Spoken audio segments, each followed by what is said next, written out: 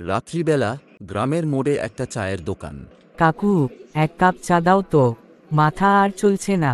কি হয়েছে রে বাবা, প্রেমে পড়েছিস নাকি? আরে না কাকু, চাকরির ইন্টারভিউ আছে কাল। তাহলে তো ঠিক জায়গায় এসেছিস। আমাদের দোকানে বসেই তো কত বড়লোক তৈরি হয়েছে।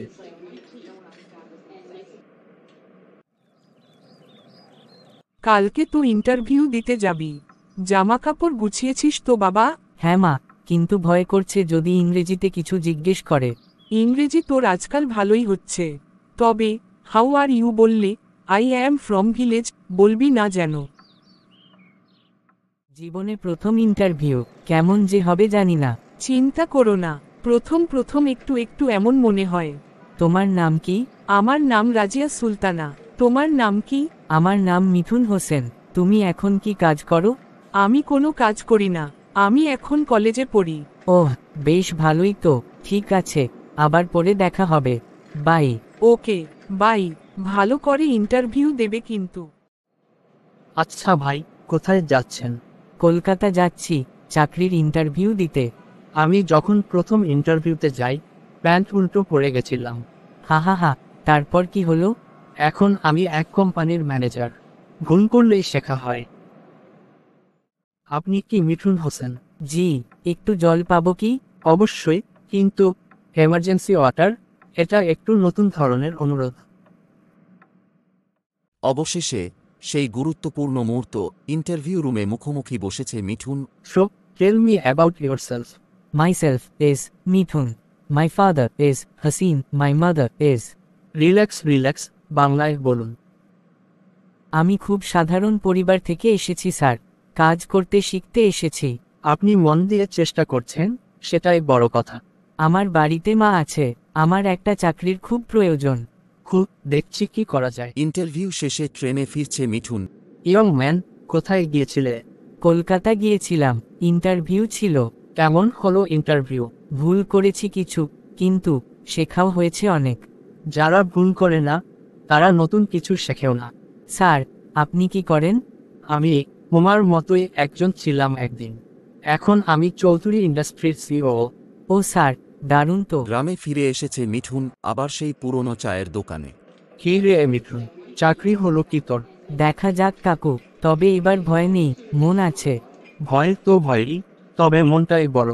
জীবনের প্রথম ইন্টারভিউতে ভুল করা অস্বাভাবিক নয়। সাহস, শিক্ষা আর ধৈর্য থাকলে গ্রামের ছেলেও একদিন হয়ে ওঠে শহরের আলো। হ্যাঁ কাকু, আমি আবার চেষ্টা করব। হ্যালো, এটা কি মিঠুনকে ফোন লেগেছে? হ্যাঁ, আমি মিঠুন বলছি। কিন্তু তুমি কে? আমি রাজিয়া বলছি। কেমন আছো মিঠুন? আমি ভালো আছি, কিন্তু তুমি কল করবে আমি ভাবতেই পারিনি। তোমার ইন্টারভিউ কেমন হলো? ভালো হয়নি, ভয় লাগছিল। চিন্তা করো না, প্রথম প্রথম এমনটা হয়। হ্যাঁ, আমি আবার চেষ্টা করব।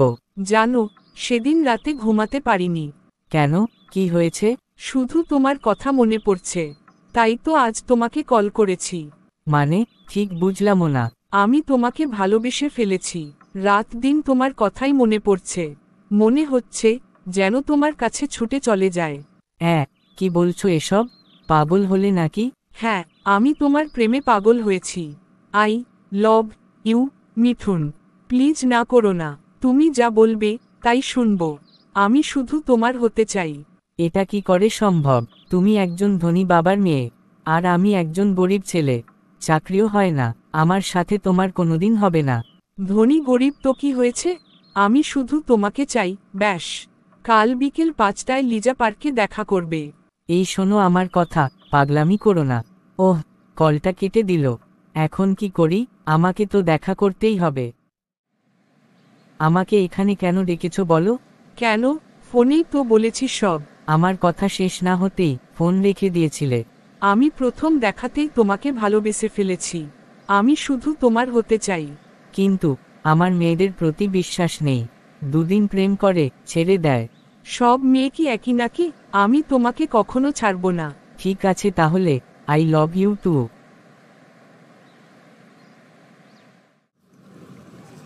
কি যে করি, পকেটে 1 টাকাও নেই। চাকরিটা যে কবে হবে? আবে মিঠুন, তোর চাকরি কোনোদিনই হবে না। চাকরির আশায় থাকলে না খেয়ে মরবি। চল আমার সাথে দাদন, বিন্দাস কাজ করবি, ঘুরবি। দাদনের কথা কোনোদিন আমাকে বলবে না। দাদন খাটার জন্য এতটি পড়লাম নাকি? থাক তাহলে, চুলকে বেড়া, আমার কি। মিঠুন, কোনো একটা কাজে লাগ, তোর বিয়ে দিব। মা, আমি এখন বিয়ে করব না। যতদিন চাকরি না পাবো ততদিন বিয়েই করব না।